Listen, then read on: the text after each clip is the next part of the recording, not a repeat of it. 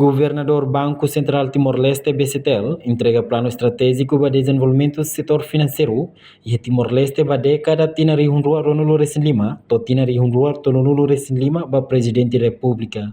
Segunda-feira, Locraikne, Governador BCTL, Helder Lopes Asromalu, o Presidente da República José Ramos Horta, não entrega plano estratégico para desenvolvimento do setor financeiro e Timor-Leste, ba década tina rihunrua Ronaldo Resin Lima, to tina rihunrua Tolonulu Resin Lima.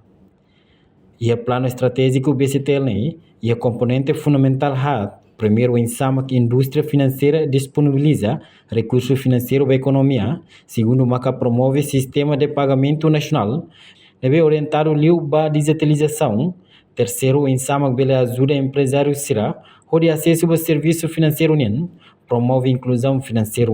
No 4, maca e plano estratégico, colhia com o ensama Banco Central Serviço Remoto com entidade relevante será onde promove no moderniza a indústria financeira e Timor-Leste. Em nome do Banco Central de Timor-Leste, entrega plano estratégico para desenvolvimento do setor financeiro e a Timor-Leste para a década 2025 a 2035, Presidência Presidente da República, e vê que o plano estratégico e a componente fundamental a IDA, a indústria financeira disponibiliza recursos financeiros para a economia, liu-se tanto crédito como os mecanismos terceiros, IDA fala, promove sistema de pagamento nacional, liu está para o sistema de pagamento nacional, e a Timor-Leste orientado para a digitalização, IDA fala que terceiro,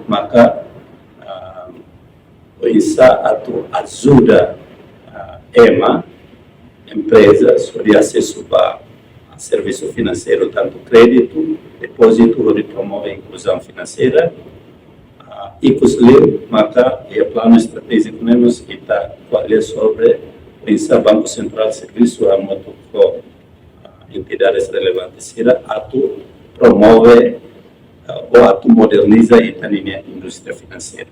Também está falando sobre modernização da indústria financeira e o elemento fundamental da infraestrutura, nos quadros legais, que vai estabelecer, espera que o serviço financeiro vá nesse mercado financeiro, também o preparar o e o futuro ele estabelecer também, temos dívidas públicas nessa treasury bonds, treasury bills, né? Bele está a preparação para o futuro e também aplica e implementa aí também. A questão primeiro liga ao plano estratégico de desenvolvimento financeiro e Timor-Leste. Reportagem no Vai Magno, televisão Timor-Post. Janela informação ba Emogoto. Atua tem informação atual dia Clio. Kita haluha, haneham botão subscribe, like, halo comentário no Fahia Tutang ba media sosial Hotu.